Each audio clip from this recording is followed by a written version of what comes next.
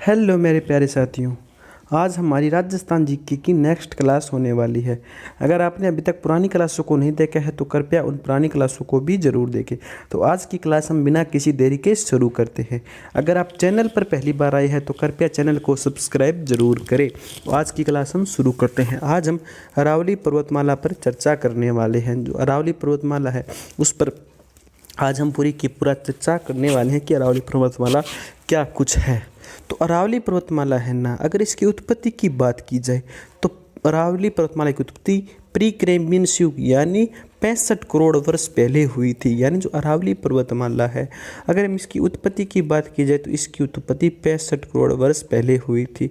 फिर क्या है, अरावली एक अवशिष्ट पर्वतमाला की श्रेणी के रूप में उपलब्ध है। यानी जो अरावली पर्वतमाला है ना, तो अरावली पर्वतमाला एक अवशिष्ट पर्वतमाला की श्रेणी के रूप में उपलब्ध है।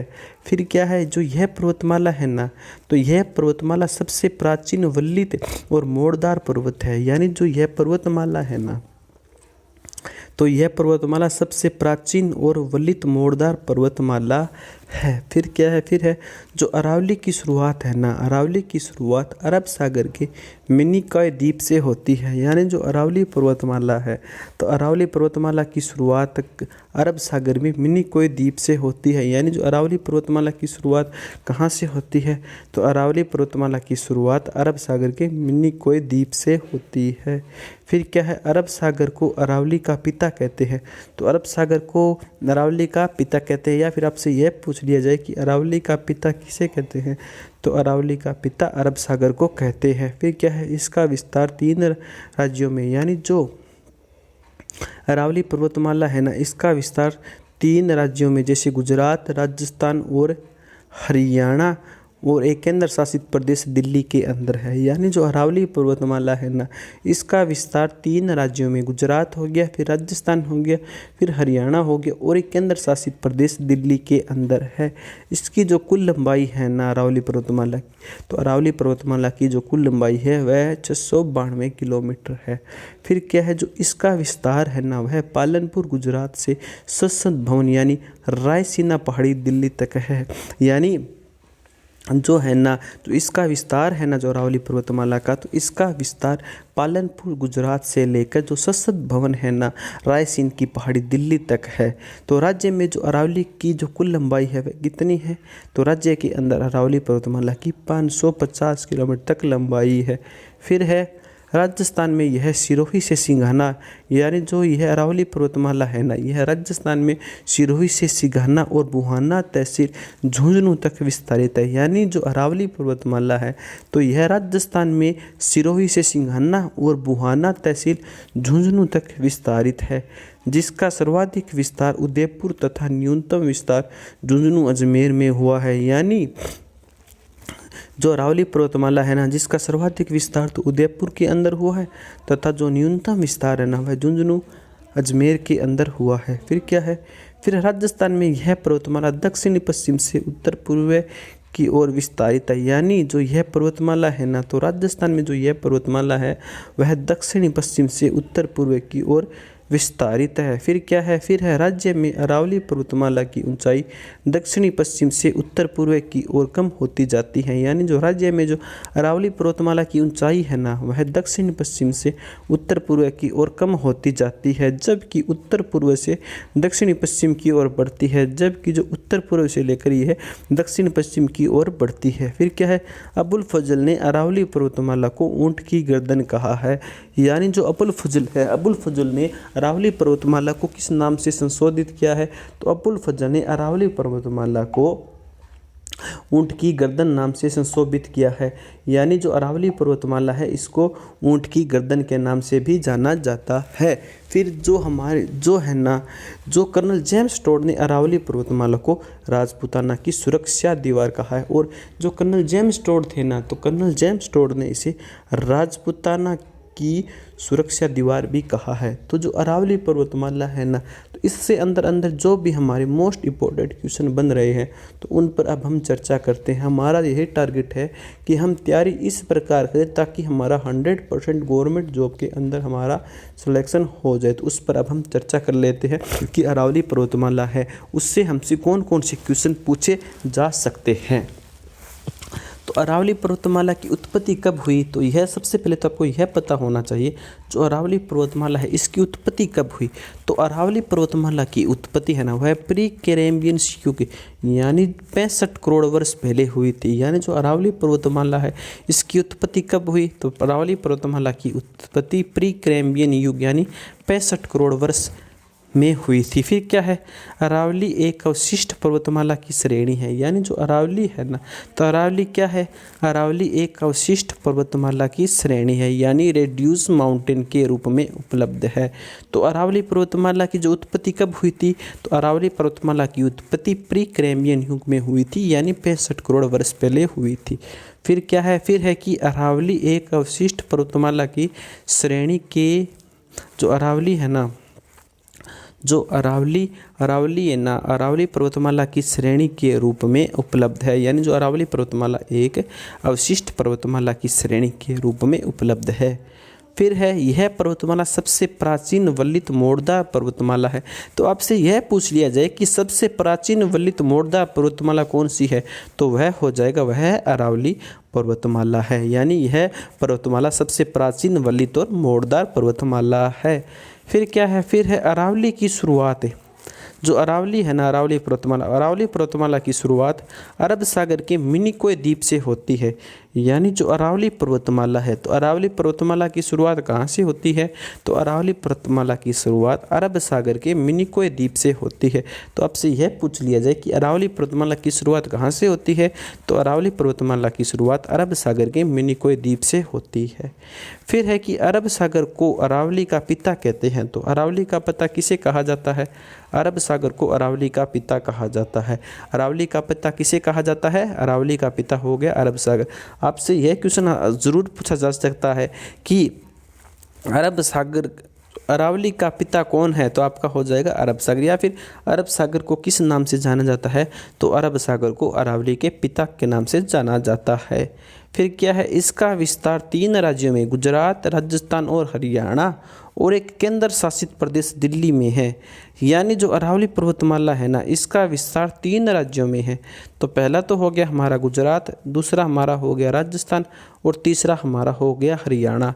तो जो अरावली पर्वतमाला का विस्तार तो 3 राज्य में है, गुजरात, राजस्थान और हरियाणा, और एक इसी के साथ साथ इसके अंदर एक केंद्र शासित प्रदेश भी आता है जो कि दिल्ली है।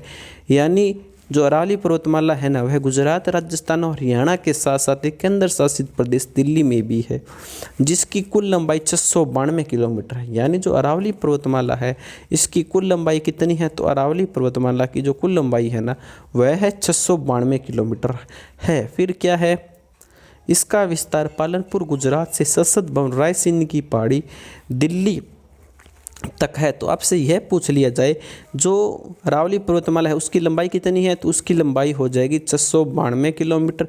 और इसका जो विस्तार है ना, वह कहाँ से कहाँ तक है, तो जो हमारी अरावली पर्वतमाला है ना, इसका विस्तार पालनपुर जो कि गुजरात के अंदर है से संसद भवन रायसीन हिल्स दिल्ली यानी राजस्थान में यह है, सिरोही से सिंघाना बुहाना तहसील झुंझुनू तक विस्तारित है।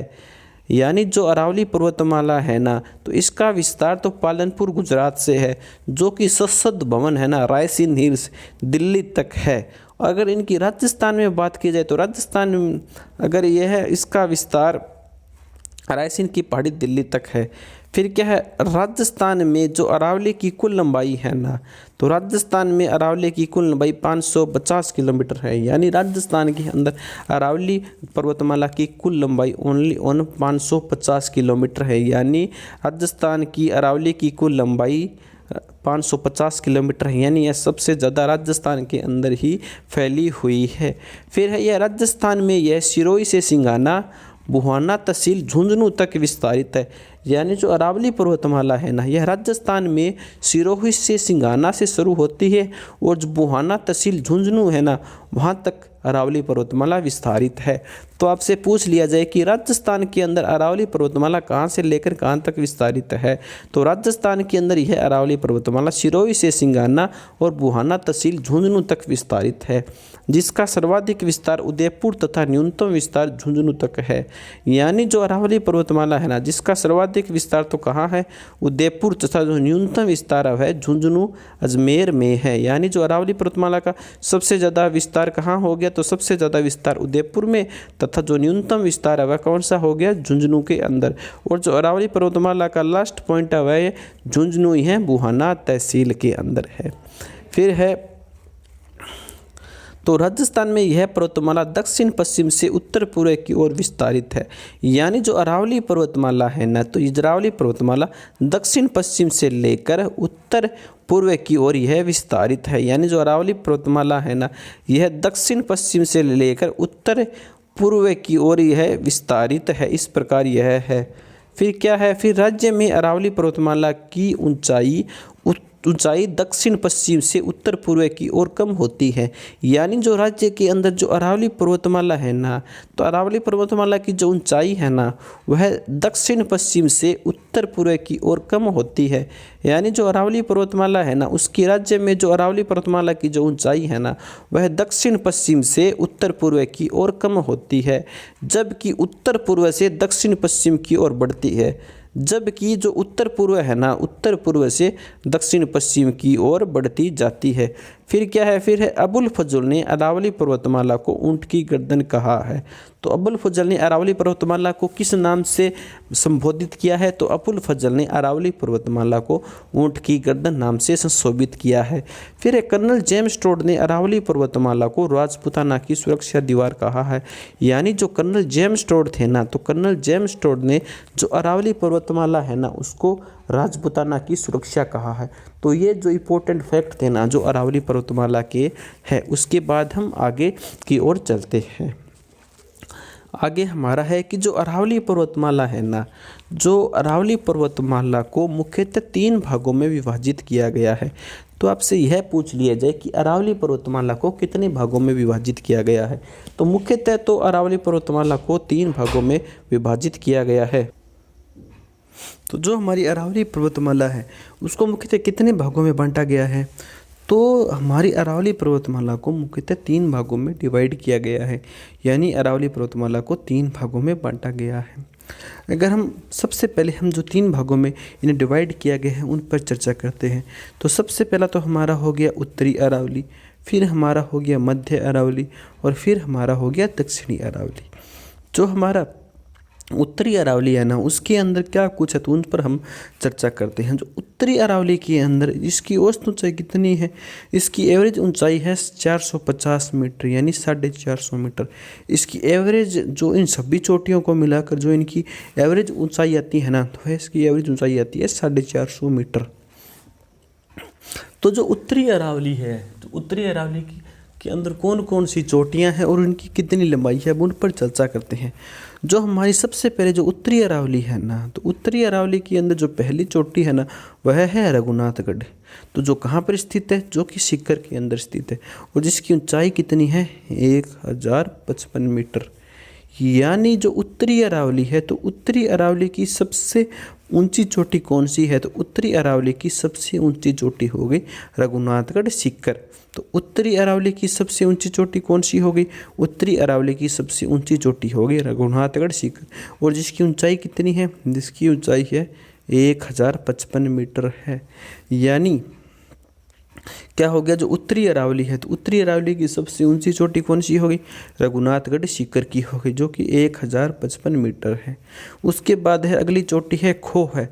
खो है कहाँ पे स्थित है, तो खो है जयपुर के अंदर स्थित है, जिसकी ऊंचाई कितनी है, जिसकी ऊंचाई है 920 मीटर। यानी जो उत्तरी अरावली की 2 नंबर चोटी है ना, तो वह है खो है। जो खो है वह है जयपुर के अंदर स्थित है। तो आपसे पूछ लीजिए कि खोवा जो चोटी है वह कहाँ पर स्थित है, खोवा चोटी है वो जयपुर के अंदर स्थित है। अगर इसकी हम ऊंचाई पर बात करें, तो इसकी ऊंचाई हो जाती है 920 मीटर। यानी जो खोवा चोटी है ना, तो खोवा चोटी की ऊंचाई है 920 मीटर है। फिर है उसके बाद अगला है बेरांच।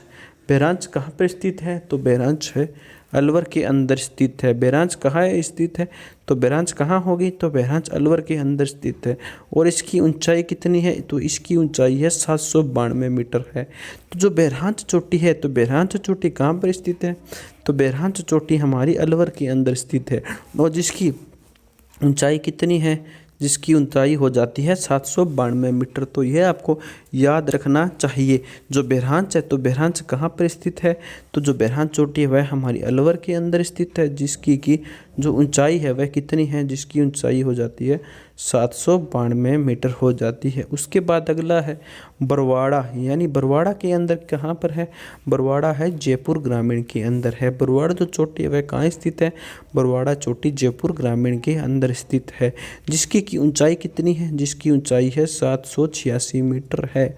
यानी कि जो बरवाड़ा है, जो बरवाड़ा है, बरवाड़ा चोटी कहाँ पर स्थित है?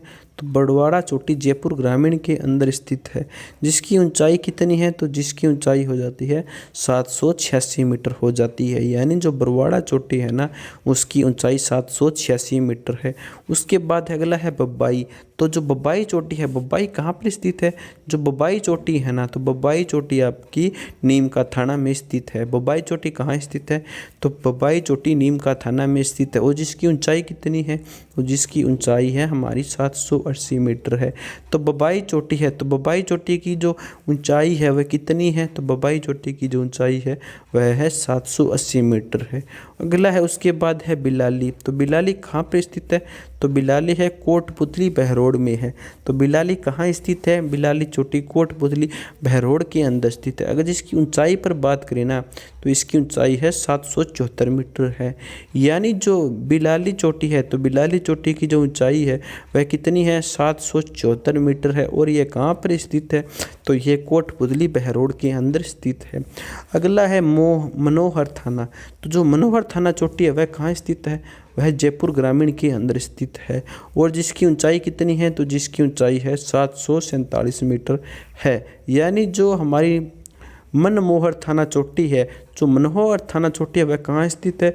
तो वह हमारी जयपुर के अंदर स्थित है। जिसकी जो कुल लंबाई कितनी है? तो जिसकी कुल लंबाई यानी जिसकी कुल ऊंचाई है 747 मीटर है।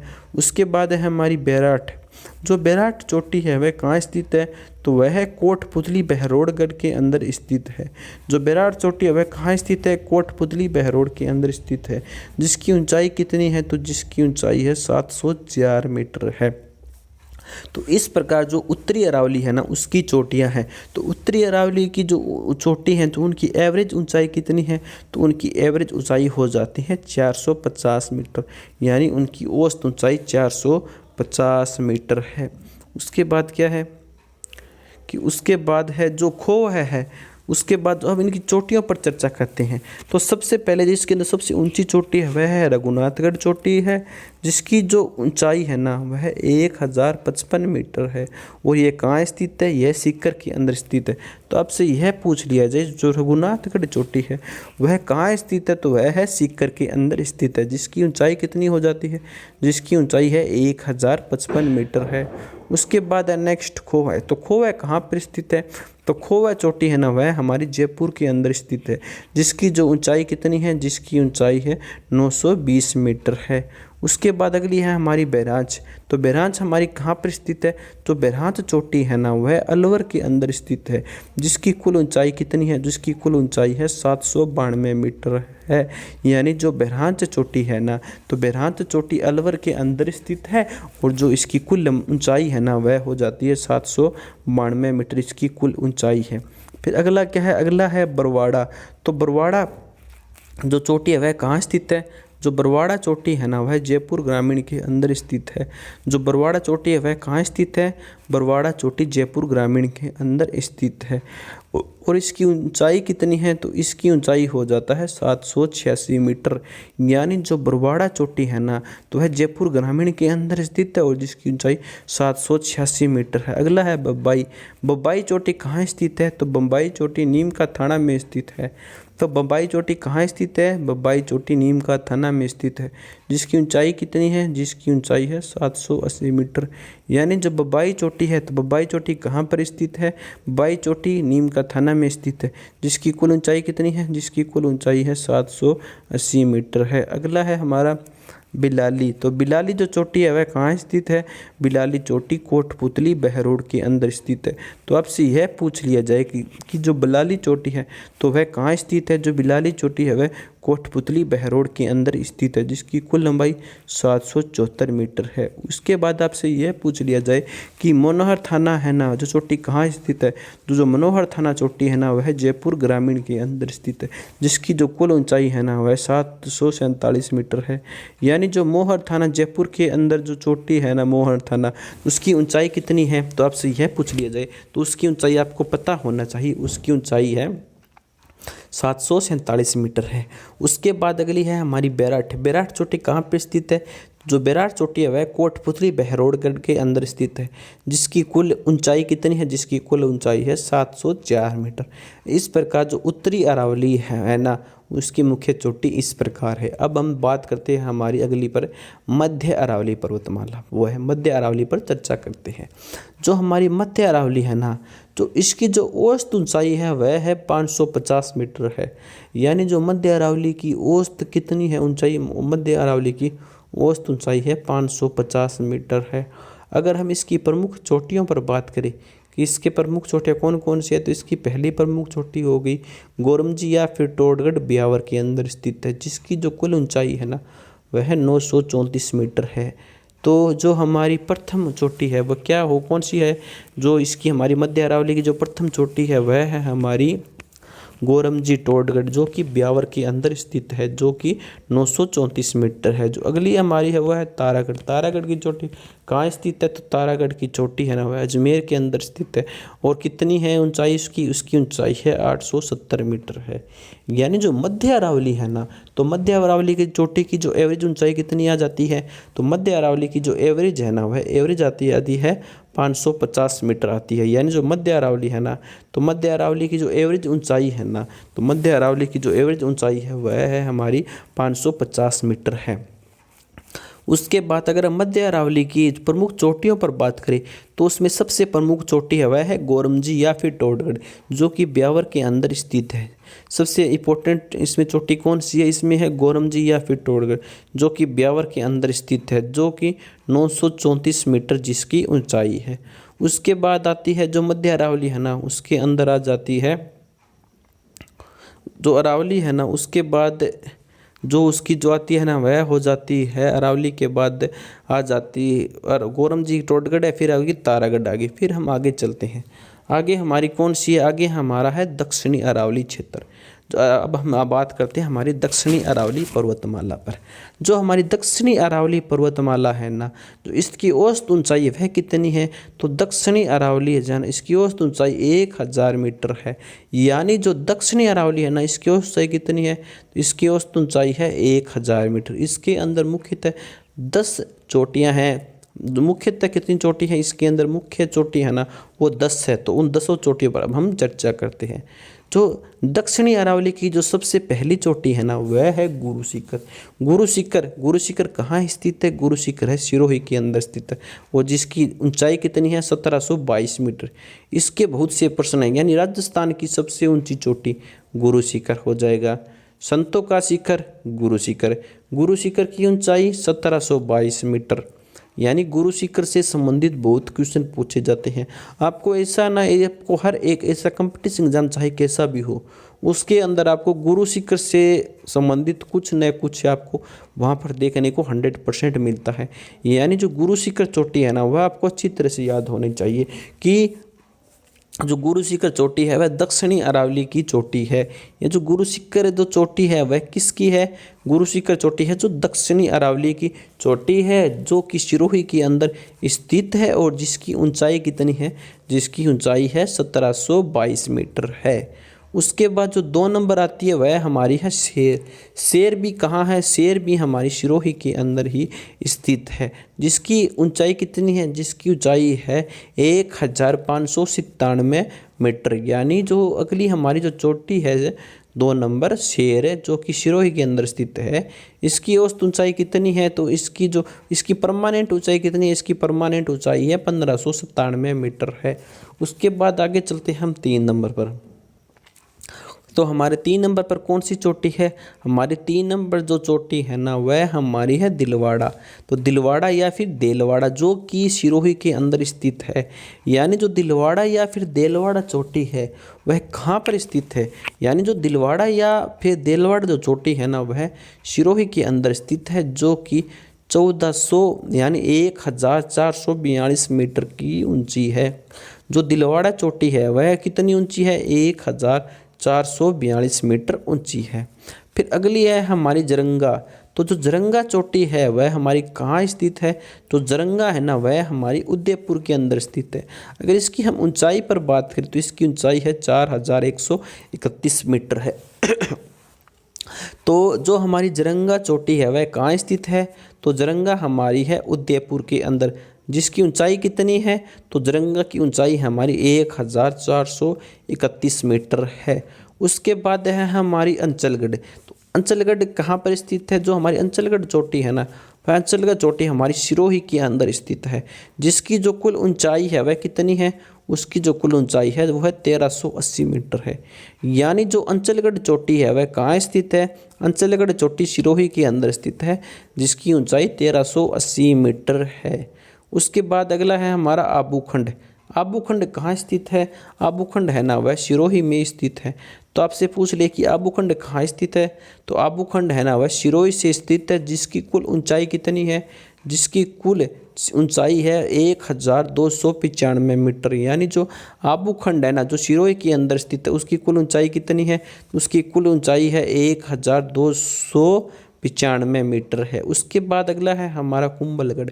तो कुंभलगढ़ है ना, जो कुंभलगढ़ की चोटी कहाँ स्थित है, तो कुंभलगढ़ की चोटी है ना वह राजसमंद के अंदर स्थित है।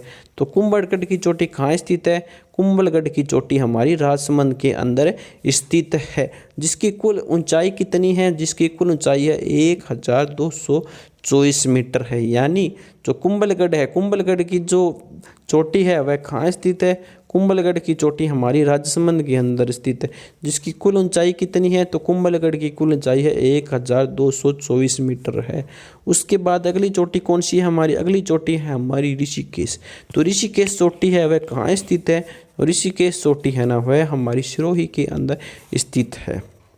तो ऋषिकेश चोटी हमारी कहाँ स्थित है, तो ऋषिकेश चोटी हमारी है ना जो सिरोही के अंदर स्थित है, जिसकी कुल ऊंचाई कितनी है, तो जिसकी कुल ऊंचाई है 1017 मीटर है।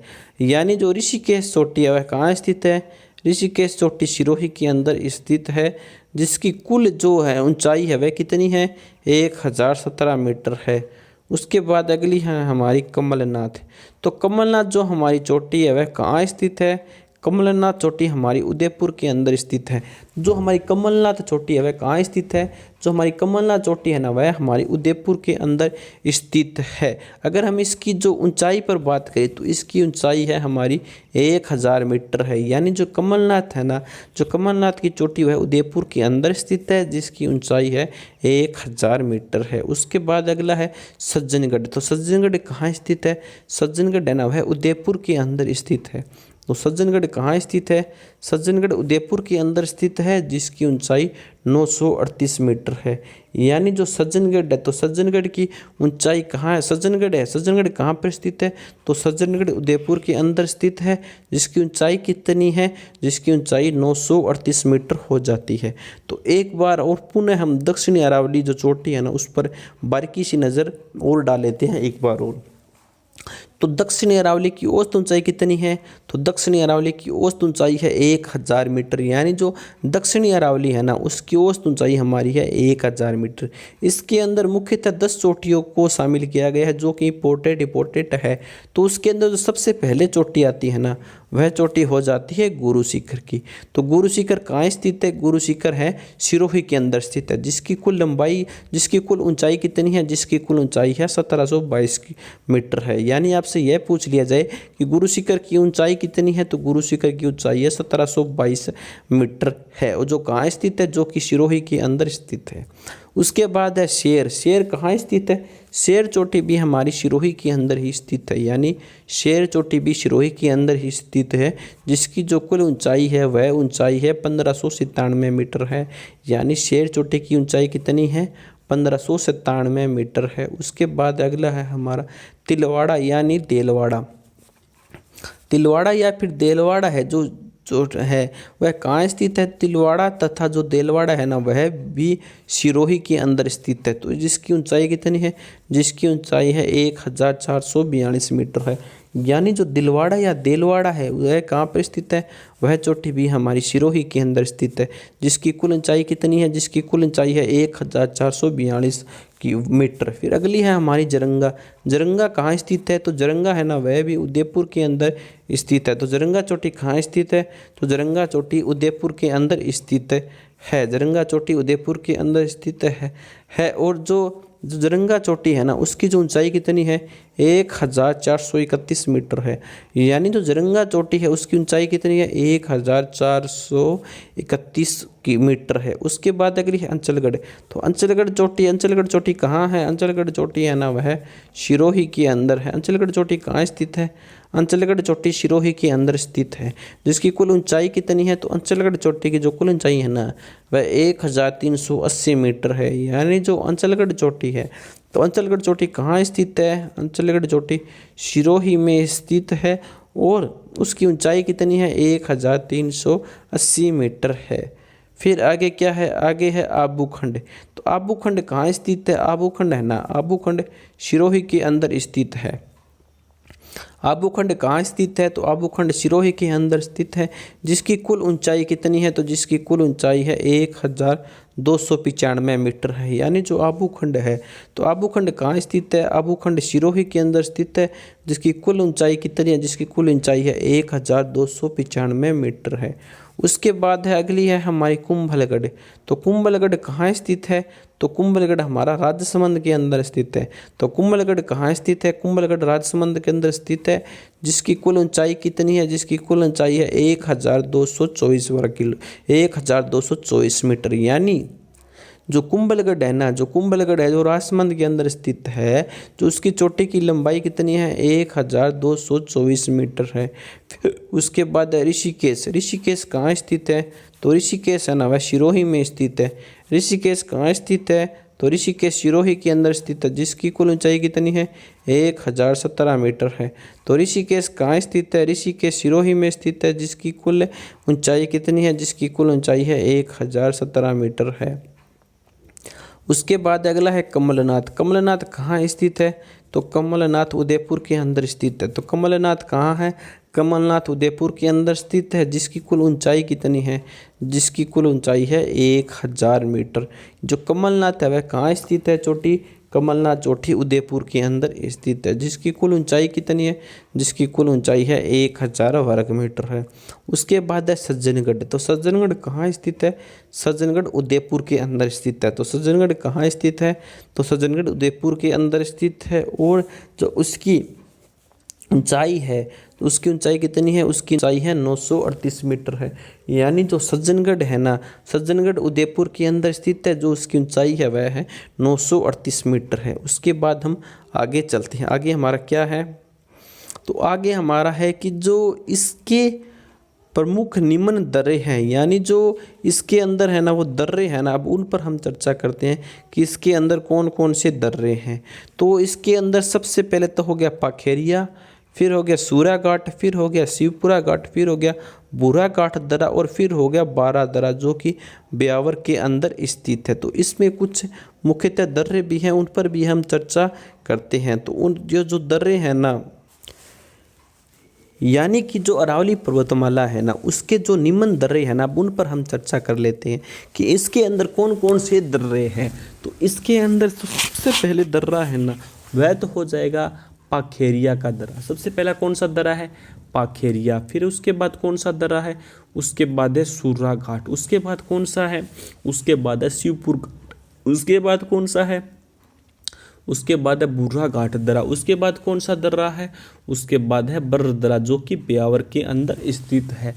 फिर क्या है, जो दक्षिणी अरावली है ना, दक्षिणी अरावली को दो भागों में विभाजित किया जाता है। जो दक्षिणी अरावली है उसको कितने भागों में विभाजित किया जाता है, तो दक्षिणी अरावली को दो भागों में विभाजित किया जाता है जो कि निम्न है। तो सबसे पहला हमारा है जो है वह है मेवाड़ पठार, यानी जो दक्षिणी अरावली है ना, तो दक्षिणी अरावली को दो भागों में विभाजित किया जाता है। तो सबसे पहला जो भाग है ना, वह कौन सा भाग है, जो सबसे पहला भाग है वह है मेवाड़ भाग।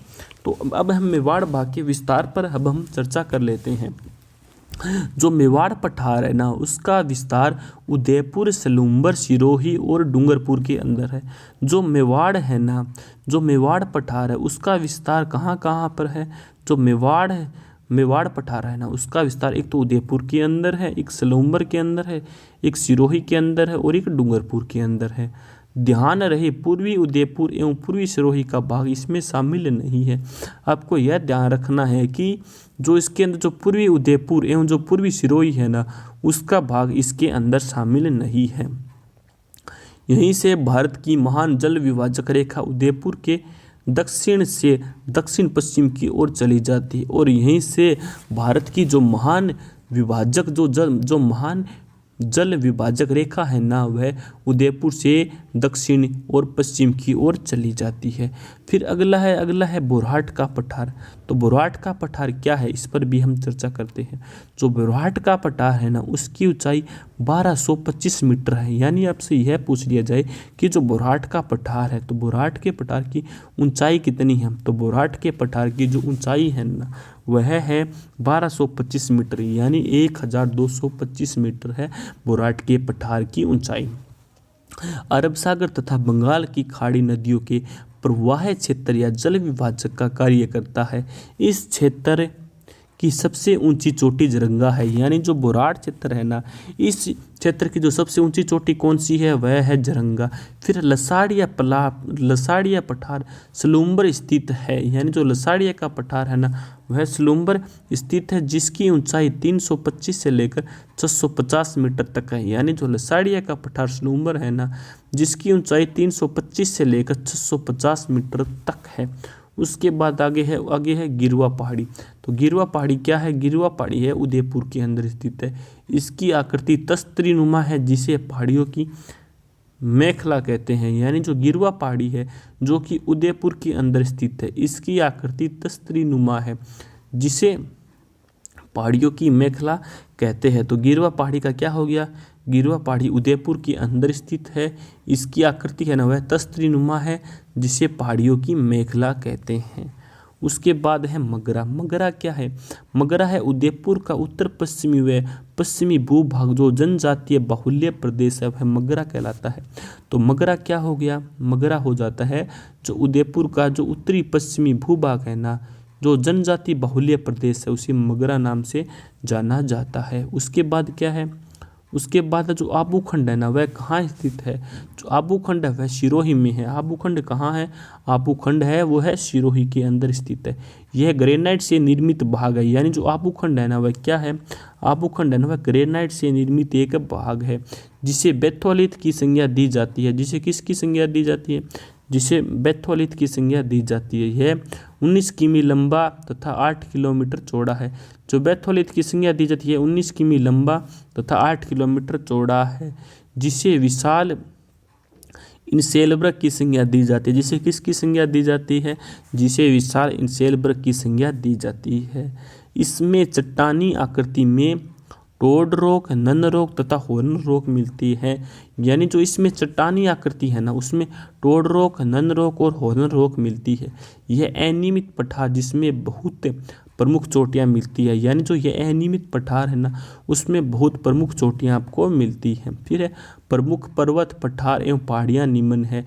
यहाँ पर जो प्रमुख पर्वत, पठार और जो पहाड़ियाँ हैं ना, वह निम्न है। अब उन पर भी अब हम चर्चा कर लेते हैं कि यहाँ पर जो प्रमुख पर्वत पठारें पहाड़ियाँ हैं उन पर चर्चा करते हैं। तो सबसे पहला हो जाएगा बाकर। तो बाकर क्या हो गया? सिरोही की तीव्र ढालों वाली पहाड़ी क्या हो जाती है? बाकर। तो बाकर किसे कहते हैं?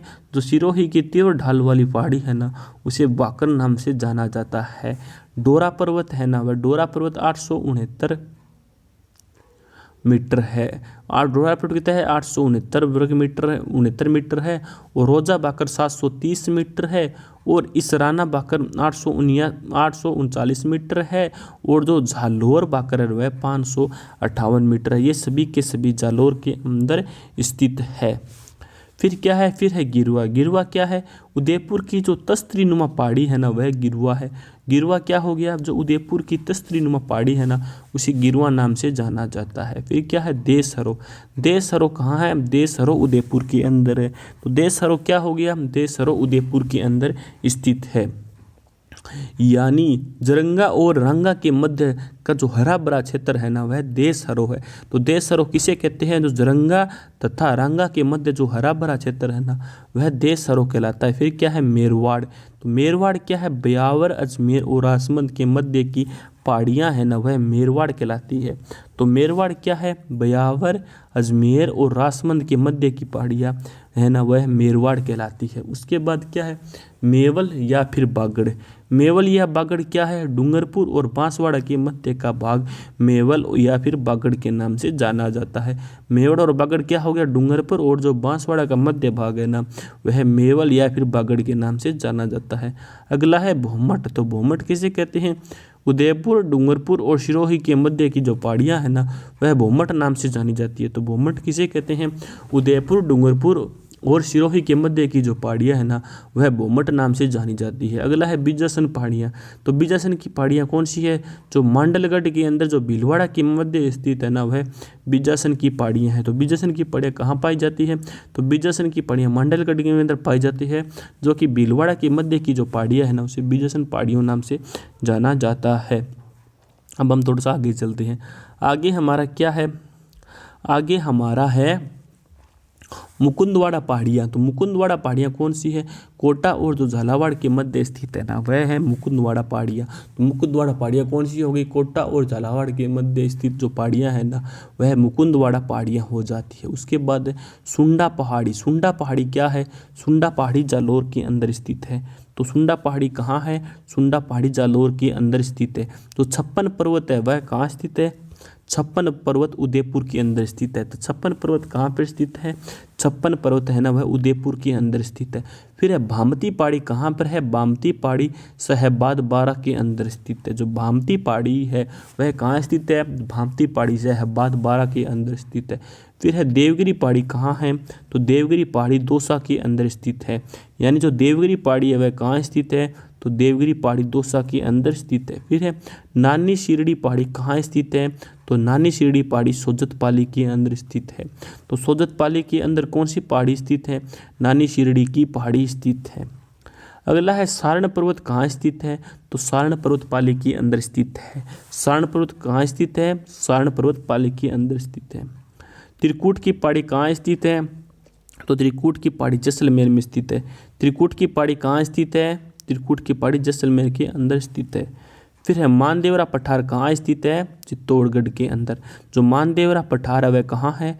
वह चित्तौड़गढ़ के अंदर स्थित है। आगे है, अब हम थोड़ा सा आगे की ओर चलते हैं। आगे हमारा क्या है? आगे हमारा है दर्रे और नाल। उन पर भी अब हम चर्चा कर लेते हैं। जो हमारे दर्रे और जो नाल है ना, उन पर भी थोड़ी सी हम चर्चा कर लेते हैं। जो पखेरिया दर्रा है वह कहाँ है? ब्यावर के अंदर। ब्यावर को मसुंदा से जोड़ता है। जो पखेरिया दर्रा है ना, वह ब्यावर के अंदर स्थित है, जो ब्यावर को मसुंदा से जोड़ता है। जो अगला है ना, वह है शिवपुर घाट। तो शिवपुर घाट दर्रा कहाँ स्थित है? ब्यावर को मेड़ता से जोड़ता है। जो शिवपुरा घाट का दर्रा है ना, वह ब्यावर को मेड़ता से जोड़ता है। फिर अगला है जो सूरा घाट दर्रा है ना, वह अजमेर को भीलवाड़ा से जोड़ता है। जो सूरा घाट दर्रा है वह कौन सा है? सूरा घाट दर्रा अजमेर को जो भीलवाड़ा से जोड़ता है ना, वह सूरा घाट दर्रा है। फिर अगला है देसूरी नाल दर्रा। ये कहाँ स्थित है? देसूरी नाल दर्रा ये पाली के अंदर स्थित है। यह देसूरी पाली को 4 भुजा राजसमंद से जोड़ता है। मारवाड़ को मेवाड़ से जोड़ता है। जो देसूरी या नालदरा है वह पाली के अंदर स्थित है, जो देसूरी पाली को चार भुजा राजसमंद से जोड़ता है, मारवाड़ को मेवाड़ से जोड़ता है। फिर अगला है झीलवाड़ा या नाल या फिर पगल्या नाल दर्रा, ये कौन सा है? ये उदयपुर राजसमंद पाली को जोड़ता है, यानी जो झीलवाड़ा नाल और पगल्या नाल दर्रा है वह उदयपुर राजसमंद पाली को जोड़ता है। फिर कौन सा है? फिर है मेवाड़ को गुजरात से जोड़ने वाला दर्रा यही है। फिर है हाथी नाल दर्रा। हाथी नाल दर्रा कौन सा है? उदयपुर और सिरोही का जो मार्ग है ना वह हाथी नाल दर्रा के नाम से जाना जाता है। अगला है हाथीगुड़ा नाल दर्रा। हाथीगुड़ा नाल दर्रा कौन सा है? राजसमंद वाला। तो राजसमंद वाला दर्रा कौन सा है? हाथीगुड़ा नाल वाला दर्रा है। अगला है खटखट दर्रा। खटखट दर्रा कहाँ स्थित है? तो खटखट दर्रा बूंदी के अंदर स्थित है। तो खटखट दर्रा कहाँ स्थित है? खटखट दर्रा बूंदी के अंदर स्थित है। फिर है कामली घाट दर्रा। तो कामली घाट दर्रा कहाँ स्थित है? तो कामली घाट दर्रा राजसमंद के अंदर स्थित है, यानी जो कामली घाट दर्रा है वह कहाँ स्थित है? तो कामली घाट दर्रा राजसमंद के अंदर स्थित है। फिर अरावली पर्वतमाला की निम्न जिले आते हैं, यानी अरावली पर्वतमाला में कौन कौन से जिले आते हैं उन पर अब हम थोड़ी सी चर्चा कर लेते हैं। तो अरावली पर्वतमाला के अंदर हमारा सिरोही आ जाता है, उदयपुर आ जाता है, सलूम्बर आ जाता है, डूंगरपुर आ जाता है, प्रतापगढ़ आ जाता है, पाली का कुछ भाग आता है, चित्तौड़गढ़ आता है, राजसमंद आता है, ब्यावर आता है, अजमेर आता है, जयपुर ग्रामीण आता है, जयपुर आता है, दुद्दू का कुछ भाग आता है, नीम का थाना आता है, कोटपुतली बहरोड आता है, खेरथल तिजारा आता है, अलवर आ जाता है और झुंझुनू आ जाता है। ये सभी के सभी जो अरावली पर्वतमाला के अंदर जिले आते हैं। तो एक बार पुनः हम इन सभी टॉपिकों पर थोड़ी सी और चर्चा कर लेते हैं ताकि यह हमारे अच्छी तरह से क्लियर हो जाए। तो सबसे पहले हम चर्चा करते हैं जो कि है हमारे दर्रे हैं, यानी जो अरावली पर्वतमाला के कौन कौन से दर्रे आते हैं। तो अरावली पर्वतमाला के अंदर सबसे पहले तो पखेरिया दर्रा आ गया, फिर सूरा घाट दर्रा आ गया, फिर शिवपुरी घाट दर्रा आ गया, फिर बूढ़ा घाट दर्रा आ गया और फिर बर दर्रा आ गया, जो कि ब्यावर के अंदर स्थित है। तो जो हमारी अरावली पर्वतमाला है जो उसके प्रमुख दर्रे हैं वह हमारा हो गया पखेरिया का दर्रा हो गया, सूरा घाट हो गया, शिवपुरा घाट हो गया और बूढ़ा घाट दर्रा या फिर बर दर्रा जो कि ब्यावर के अंदर स्थित है। उसके बाद हम अपने आगे चलते हैं। आगे हमारा दक्षिणी अरावली को दो भागों में विभाजित किया जाता है, यानी जो दक्षिणी अरावली है उसको दो भागों में विभाजित किया जाता है जो कि निम्न है। पहला तो हो गया मेवाड़ पठार, यानी जो अरावली पर्वतमाला है ना उसको दो भागों में विभाजित किया जाता है, यानी जो पहला है ना वह तो हो जाएगा मेवाड़ पठार। तो मेवाड़ पठार का जो विस्तार है ना, तो मेवाड़ पठार का विस्तार उदयपुर, सलूम्बर, सिरोही, डूंगरपुर के अंदर है। जो मेवाड़ पठार है उसका विस्तार कहाँ से लेकर कहाँ तक है? तो उसका विस्तार उदयपुर, सलूम्बर, सिरोही और डूंगरपुर तक है। ध्यान रखें कि पूर्वी उदयपुर एवं पूर्वी सिरोही का भाग इसमें शामिल नहीं है, यानी इसके अंदर पूर्वी उदयपुर और पूर्वी सिरोही का भाग इसमें शामिल नहीं है। यहीं से भारत की महान जल विभाजक रेखा उदयपुर के दक्षिण से दक्षिणी पश्चिम की ओर चली जाती है। यहीं से भारत की जो महान विभाजक रेखा है ना वह उदयपुर से दक्षिण पश्चिम की ओर चली जाती है। उसके बाद नेक्स्ट है हमारा बोराट का पठार। अगला हमारा क्या हो गया? अगला है हमारा बोराट का पठार। जो हमारा बोरावठार का पठार है ना उसकी ऊंचाई कितनी है? ऊंचाई हमारी है 1225 मीटर है, यानी जो बोठार का पठार है उसकी ऊंचाई कितनी है? जो बोराट का पठार है उसकी ऊंचाई हो जाएगी 1225 मीटर है, यानी अरब सागर तथा बंगाल की खाड़ी नदियों के प्रवाह क्षेत्र या जल विभाजक यह कार्य करता है। यानी जो बोराट का पठार है वह क्या कुछ है? तो अरब सागर तथा बंगाल की खाड़ी नदियों के प्रवाह क्षेत्र या फिर जल विभाजक का यह कार्य करता है। इस क्षेत्र की सबसे ऊंची चोटी जरंगा है, यानी जो बोराट का पठार है ना इस क्षेत्र की जो सबसे ऊंची चोटी है वह कौन सी है? तो इस क्षेत्र की जो सबसे ऊंची चोटी है ना वह है जरंगा है, यानी जो बोराट पठार है ना उसकी जो सबसे ऊंची चोटी है वह है जरंगा है। फिर जो लसाड़िया का पठार है ना वह लसाड़िया का पठार यहीं पर स्थित है। इसकी ऊंचाई 325 से लेकर 650 मीटर है। तो लसाड़िया का पठार कहाँ स्थित है? तो लसाड़िया का पठार सलूम्बर के अंदर स्थित है। उसके बाद हम आगे चलते हैं। हमारे आगे क्या है? आगे है हमारा है गिरवा पहाड़ी। तो गिरवा पहाड़ी कहाँ पर स्थित है? जो हमारी गिरवा पहाड़ी है ना वह उदयपुर के अंदर स्थित है। इसकी आकृति तस्तरीनुमा है जिसे पहाड़ियों की मेखला कहते हैं। यानी जो गिरवा की पहाड़ियाँ हैं ना, जो उदयपुर के अंदर स्थित है, इसकी आकृति तस्तरीनुमा है जिसे पहाड़ियों की मेखला कहते हैं। उसके बाद अगला है हमारा मगरा। मगरा क्या है? मगरा है उदयपुर का उत्तरी पश्चिमी भूभाग जो जनजातीय बाहुल्य प्रदेश है, वह मगरा कहलाता है। तो मगरा क्या हो गया? मगरा हो गया उदयपुर का उत्तर पश्चिमी भूभाग जो जनजातीय बाहुल्य प्रदेश है, वह मगरा कहलाता है। तो यह भी आपके लिए इम्पोर्टेंट है कि मगरा क्या है। उदयपुर का उत्तर पश्चिमी भूभाग जो जनजातीय बाहुल्य प्रदेश है ना, वह मगरा कहलाता है। फिर अगला है आबूखंड। आबूखंड या सिरोही। आबूखंड कहाँ स्थित है? तो आबूखंड सिरोही के अंदर स्थित है। यहाँ क्या कुछ है तो इस पर भी हम चर्चा कर लेते हैं। आबूखंड यह ग्रेनाइट से निर्मित भाग है। आबूखंड वह किससे निर्मित है? वह ग्रेनाइट से निर्मित भाग है जिसे बेथोलिथ की संज्ञा दी जाती है। यानी जो आबूखंड है उसे किससे निर्मित है? वह ग्रेनाइट से निर्मित है जिसके किसी की संख्या दी जाती है, जिसे बेथोलिथ की संज्ञा दी जाती है। यह 19 किलोमीटर लंबा तथा 8 किलोमीटर चौड़ा है। यानी जो आबूखंड है ना, यह 19 किलोमीटर लंबा व 8 किलोमीटर चौड़ा है जिसे विशाल इन सेलबर्ग की संज्ञा दी गई है। इसमें चट्टानी आकृतियों में टोड रॉक और नन रॉक तथा हॉर्न रॉक मिलती है। यानी जो इसमें चट्टानी आकृति है ना, उसमें टोड रॉक हो गया, नन रॉक हो गया तथा हॉर्न रॉक यहाँ पर मिलती है।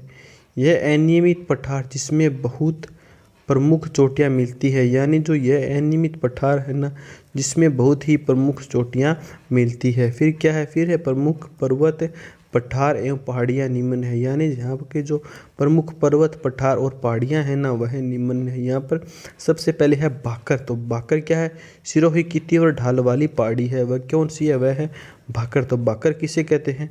सिरोही की तीव्र ढाल वाली पहाड़ी को भाकर नाम से जाना जाता है। फिर है नोट। तो नोट के अंदर क्या क्या है? नोट के अंदर यहाँ पर आ गया जी जालोर के अंदर ये पर्वत है, जैसे डोरा पर्वत, रोजा भाकर, जकराना भाकर और जालोर भाकर। ये सभी के सभी कहाँ स्थित है? तो ये सभी के सभी जालोर के अंदर स्थित है। अब हम आगे चलते हैं, हमारे आगे की तरफ चलते हैं। आगे हमारा क्या है? जो हमारा गिरवा है। गिरवा क्या हो गया? जो उदयपुर की जो तस्तरीनुमा पहाड़ी है ना, उसे गिरवा नाम से जाना जाता है। तो गिरवा क्या हो गया? जो उदयपुर की जो तस्तरीनुमा पहाड़ी है ना, उसे गिरवा कहते हैं। फिर है देशहरो। देशहरो क्या हो गया? देशहरो उदयपुर के अंदर स्थित है। जरंगा और रंगा के मध्य का जो हरा भरा क्षेत्र है ना, वह देशहरो है। देशहरो है जो कि उदयपुर के अंदर स्थित है, जरंगा और राग के मध्य का हरा भरा क्षेत्र। फिर क्या है? फिर है मेरवाड़ा। तो मेरवाड़ा क्या है? ब्यावर, अजमेर और राजमंद के मध्य की जो पहाड़ियाँ हैं ना, वह हो जाएगा मेरवाड़ा। तो मेरवाड़ा क्या हो गया? मेरवाड़ा हो गया ब्यावर, अजमेर और जो राजमंद के मध्य की जो पहाड़ियाँ हैं ना, वह मेरवाड़ा कहलाता है। फिर हम आगे चलते हैं बिना किसी देरी के। आगे क्या है? आगे है मेवल या फिर बागड़। मेवल या फिर बागड़ किसे कहते हैं? मेवल या फिर बागड़ डूंगरपुर और जो बांसवाड़ा का जो मध्य भाग है ना, उसे मेवल या फिर बागड़ कहते हैं। अगला क्या है? अगला है भोमट। तो भोमट क्या हो गया? उदयपुर, डूंगरपुर और जो सिरोही के मध्य की जो पहाड़ी है ना, उसे भोमट नाम से जाना जाता है। अगला है बिजासन पहाड़ियाँ। तो बिजासन की पहाड़ियाँ कौन सी है? बिजासन की पहाड़ियाँ जो मंडलगढ़, जो भीलवाड़ा के मध्य की जो पहाड़ियाँ हैं ना, वह बिजासन की पहाड़ियाँ कहलाती है। उसके बाद क्या है? उसके बाद है मुकुंदरा पहाड़ियाँ। तो मुकुंदरा पहाड़ियाँ कौन सी हो गई? कोटा और जो झालावाड़ के मध्य की जो पहाड़ियाँ हैं ना, वह मुकुंदवाड़ा पहाड़ियाँ कहलाती है। फिर अगला कौन सा है? अगला है सुंडा पहाड़ी। तो सुंडा पहाड़ी कहाँ स्थित है? सुंडा पहाड़ी जालोर के अंदर स्थित है। उसके बाद 56 पर्वत। तो 56 पर्वत कहाँ पर स्थित है? 56 पर्वत उदयपुर के अंदर स्थित है। अगला है जो भामती पहाड़ी। तो भामती पहाड़ी कहाँ स्थित है? भामती पहाड़ी शहबाद यानी बारा के अंदर स्थित है। उसके बाद है देवगिरी की पहाड़ी कहाँ स्थित है? तो देवगिरी की पहाड़ी दौसा के अंदर स्थित है। फिर है नानी शिरडी पहाड़ी कहाँ स्थित है? नानी शिरडी की पहाड़ी सोजत पाली के अंदर है।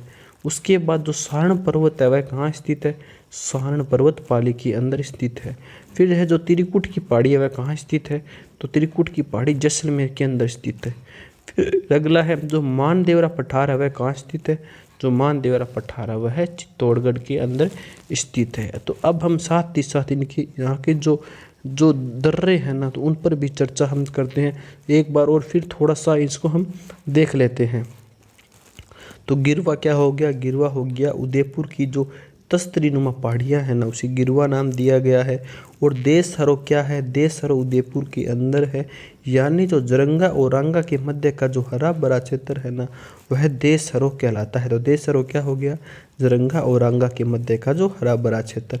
फिर है मेरवाड़ा, मेरवाड़ा क्या हो गया, ब्यावर अजमेर और राजसमंद के मध्य की जो पहाड़ियाँ हैं ना, वह मेरवाड़ा हो गई। तो मेरवाड़ा क्या हो गया, ब्यावर अजमेर और जो राजसमंद के मध्य की पहाड़ियाँ हैं ना, वह हो जाता है मेरवाड़ा। फिर क्या है, मेवल या फिर बागड़, मेवल हो या फिर बागड़ क्या है, डूंगरपुर और जो मासवाड़ा का जो मध्य का भाग है ना, वह मेवल या फिर बागड़ कहलाता है। तो मेवल और बागड़ क्या हो गया, डूंगरपुर और बांसवाड़ा के मध्य का भाग। फिर कौन सा है, फिर है बोमट। तो बोमट कौन सा हो गया, बोमट हो गया उदयपुर, डूंगरपुर और सिरोही के मध्य की जो पहाड़ियाँ है ना, उसे बोमट नाम से जाना जाता है। तो बोमट क्या हो गया, उदयपुर, डूंगरपुर और सिरोही के मध्य की पहाड़ियाँ बोमट होगी। फिर कौन सा है, फिर है बीजासन की पहाड़ियाँ। तो बीजासन की पहाड़ियाँ में कौन कौन सा आ गया, तो बीजासन की पहाड़ी में तो हमारा आ गया मंडलगढ़ यानी भीलवाड़ा के मध्य की पहाड़ियाँ। फिर आ जाता है हमारा मुकुंदवाड़ा पहाड़ियाँ। मुकुंदवाड़ा पहाड़ियाँ कौन सी होगी, तो मुकुंदवाड़ा पहाड़ियाँ होगी कोटा और झालावाड़ की जो पहाड़ी है ना, वह मुकुंदवाड़ा पहाड़ी कहलाती है। फिर है सुंडा पहाड़ी। सुंडा पहाड़ी कहाँ स्थित है, तो सुंडा पहाड़ी आपको याद रखना है जालौर के अंदर स्थित है। अगला है हमारा छप्पन पर्वत। तो छप्पन पर्वत कहाँ स्थित है, तो छप्पन पर्वत उदयपुर के अंदर स्थित है। फिर अगला है हमारा भामती पहाड़ी। तो भामती पहाड़ी कहाँ है, साहेबाद बारा के अंदर हमारी भामती पहाड़ी स्थित है। फिर है हमारी देवगिरी पहाड़ी। तो देवगिरी पहाड़ी कहाँ पर है, देवगिरी पहाड़ी हमारी दौसा के अंदर है। फिर है हमारी नानी शिरडी पहाड़ी कहाँ स्थित है, तो हमारी नानी शिरडी की पहाड़ी सोजत पाली के अंदर है। फिर हम थोड़ा सा ऊपर की ओर चलते हैं। तो ऊपर की ओर चलकर हम देखते हैं कि जो हमारा है कि सारण पर्वत है, वह कहाँ स्थित है, तो सारण पर्वत हमारा पाली के अंदर स्थित है। सारण पर्वत कहाँ है, सारण पर्वत पाली के अंदर है। फिर त्रिकूट की पहाड़ी कहाँ स्थित है, तो त्रिकूट की पहाड़ी जैसलमेर के अंदर स्थित है। फिर है जो मानसरोवर पठार है, वह कहाँ है, तो मानसरोवर पठार चित्तौड़गढ़ के अंदर है। त्रिकूट की पहाड़ी कहाँ है, त्रिकूट की पहाड़ी जैसलमेर में है। और जो मानदेसरा पठार है, वह कहाँ है, वह है चित्तौड़गढ़ के अंदर। फिर है दर्रे और नाल। दर्रे और नाल पर भी चर्चा कर लेते हैं। तो सबसे पहला हमारा दर्रा है, वह हो जाएगा पंखेरिया दर्रा, जो कि ब्यावर के अंदर स्थित है। तो पंखेरिया दर्रा कहाँ स्थित है, तो पंखेरिया दर्रा ब्यावर के अंदर स्थित है। ब्यावर को मसुंदा से जोड़ता है, जो कि ब्यावर को मसुंदा से जोड़ता है। फिर अगला है शिवपुर घाट। तो शिवपुर घाट क्या है, जो ब्यावर को मेवाड़ से जोड़ता है, वह है शिवपुर घाट है। तो शिवपुर घाट दर्रा कौन सा है, शिवपुर घाट दर्रा वह दर्रा है जो ब्यावर को मेवाड़ से जोड़ता है। अगला है सूरा घाट दर्रा। तो सूरा घाट दर्रा कौन सा है, तो सूरा घाट दर्रा अजमेर को भीलवाड़ा से जोड़ता है। तो सूरा घाट दर्रा कौन सा है, वह दर्रा जो अजमेर को भीलवाड़ा से जोड़ता है, वह सूरा घाट दर्रा है। फिर अगला है देसूरी नाल दर्रा। देसूरी नाल दर्रा कहाँ पर स्थित है, तो देसूरी नाल दर्रा पाली के अंदर स्थित है, जो देसूरी पाली को चार भुजा राजसमंद से जोड़ता है। जो कि देसूरी पाली को चार भुजा राजसमंद से जोड़ता है, जो कि मारवाड़ को मेवाड़ से जोड़ता है। उसके बाद है जिलवाड़ा नाल या फिर पगल्या नाल दर्रा। यह क्या है, तो जिलवाड़ा नाल या पगल्या नाल दर्रा उदयपुर, राजसमंद, पाली को जोड़ता है। जो किसको जोड़ता है, जो कि उदयपुर, राजसमंद और पाली को जोड़ता है। फिर है मेवाड़ को गुजरात से जोड़ने वाला दर्रा, यही है जिलवाड़ा नाल या पगल्या नाल दर्रा। फिर है हाथी नाल दर्रा। हाथी नाल दर्रा कहाँ है, हाथी नाल दर्रा उदयपुर सिरोही के मार्ग में है हाथी नाल दर्रा। उसके बाद हाथी गुड़ा नाल दर्रा, यह कहाँ है, यह हमारा राजसमंद के अंदर स्थित है। अगला है हमारा खटखट दर्रा। तो खटखट दर्रा हमारा कहाँ पर स्थित है, खटखट दर्रा है ना, वह हमारा बूंदी के अंदर स्थित है। फिर अगला है हमारा कामली घाट दर्रा। तो कामली घाट दर्रा हमारा कहाँ पर स्थित है, तो कामली घाट दर्रा है ना, वह राजसमंद के अंदर स्थित है। उसके बाद अरावली पर्वतमाला में निम्न जिले आते हैं, यानी अरावली पर्वतमाला के अंदर कौन कौन से जिले आते हैं, सिरोही हो गया, उदयपुर हो गया, सलूम्बर हो गया, डूंगरपुर हो गया, प्रतापगढ़ हो गया, पाली का कुछ भाग हो गया, चित्तौड़गढ़ हो गया, राजसमंद हो गया, ब्यावर हो गया, अजमेर हो गया, जोधपुर ग्रामीण हो गया, जयपुर हो गया, दुद्दू का कुछ भाग हो गया, नीमका थाना हो गया, कोटपुतली बहरोड हो गया और खैरथल तिजारा हो गया। इसी के साथ साथ अलवर व झुंझुनू अरावली पर्वतमाला के निम्न जिले आते हैं। ये सभी के सभी जो जिले हैं ना, वह अरावली पर्वतमाला के अंदर आते हैं। तो ये कौन कौन से जिले हैं, तो इनके अंदर हम बात करें तो इसके अंदर सिरोही हो गया, इसके अंदर इसके अंदर कौन कौन से ज़िले हो गए, तो इसके अंदर सिरोही हो गया, उदयपुर हो गया, सलूम्बर हो गया, डूंगरपुर हो गया, प्रतापगढ़ हो गया, पाली का कुछ भाग हो गया, चित्तौड़गढ़ हो गया, राजसमंद हो गया, ब्यावर हो गया, अजमेर हो गया, जयपुर ग्रामीण हो गया, जयपुर हो गया, दुद्दू का कुछ भाग हो गया, नीम का थाना हो गया, कोटपुतली बहरोड हो गया, खैरथल तिजारा हो गया, अलवर हो गया और झुंझुनू हो गया। ये सभी के सभी इसके अंदर आते हैं। तो आज की क्लास हमारी यहीं पर समाप्त होती है। जय हिंद, जय भारत।